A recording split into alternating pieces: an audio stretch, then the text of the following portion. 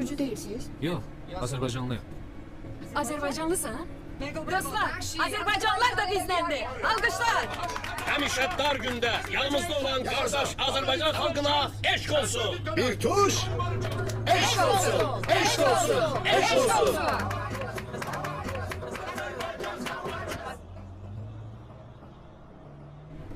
Reis, bu dəfə hara gedirik? Cennete. Cennet boyuna gedirik kadın alın. Şoför, benzin cennete kadar çatar. Getməli də çatar, qayıtmağa da. Adam, kişi ola. Sen Gürcü değilsen. Təmiz Gürcü, Şaliko Kimtmarauli. Bu da sənə. Yaşasın Gürcü xalqı. Yaşasın. Gürcüstana eşq olsun. Bir tuş. Eşk olsun. Eşk olsun. Eşk olsun. Bilmirəm hansı gününüzə mahnı oxuyursunuz. Ben sizi hardasa görmüşəm. Stamp nəyə lazım?